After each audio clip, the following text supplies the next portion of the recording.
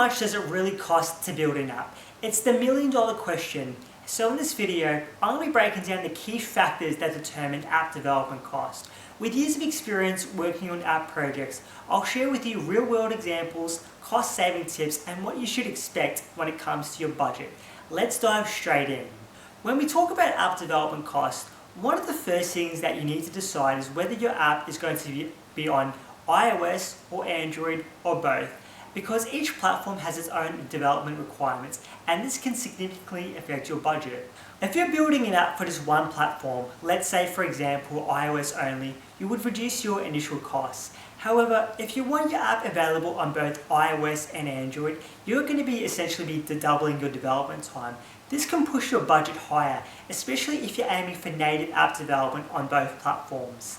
Cross-platform solutions like Flutter and React Native can drastically reduce this cost because they allow you to build your app within one code base and to deploy on both platforms at the same time.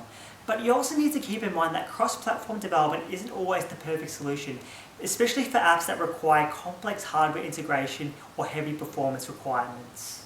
Another key factor when it comes to app development cost is the app complexity.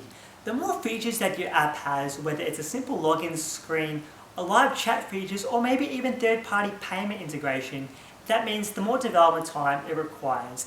And more time it requires equals higher the development cost. So let's say for example, a basic app with standard features like authentication or basic forms can cost a lot less compared to something that requires complex hardware integration or third-party items required in an app. Now before we talk about the next thing in today's video, if you need help in regards to building a high-performing app for your business, click on the link below to book in a free call with me, and let's discuss how we can bring your app idea to life and map out the best approach and see whether we're the right fit. Continuing talking about complexity, as I was saying earlier, in today's video, the more complex your app is, the more screens, functionality and interactions there are, it's naturally going to drive the price up in terms of the app development budget.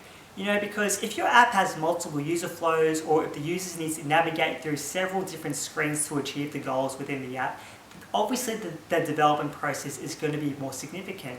This includes making sure that the transitions are smooth and user-friendly for the users. For instance, adding more features such as push notifications, location-based services, or real-time processing adds a lot more complexity to the app. Not just in terms of the front end, but also in regards to the back-end development and the back-end processing as well. And following up in regards to hardware integration, so if your app does eventually need to integrate with hardware, especially with external hardware such as IoT devices, wearables, or specialized sensors, that adds in another complexity of layers that will significantly increase the development timeline and of course the costs involved, because specialized expertise, especially in embedded systems and the integration itself, can be a major focus of the project itself. And the final thing that we need to take into consideration in regards to app development cost is the back-end services and the third-party integrations, because these are the invisible parts of your app that can make things run smoothly but can quietly rack up costs, especially during the development process and also during the app deployment process as well. So in regards to servers and databases, if your app needs to store user data or connect to a server, you'll need to consider the database and the server setup costs, because the more data that you have and the more users that your app handles, the more expensive it gets to maintain and scale the backend.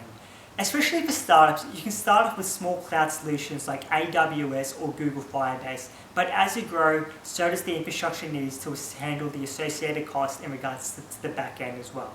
If your app connects to third-party services such as Google Maps, payment gateways including Stripe, or social media platforms for authentication, there are costs not only involved for the initial integration, but also in maintaining those connections as well. Each API typically has its own set of costs, and integrating multiple APIs can stress out the development timeline. So these are the factors that you need to consider when budgeting for your app. And if you need help in regards to bringing your app idea to life, click on the link below to book in a free call with me, and I look forward to speaking with you soon.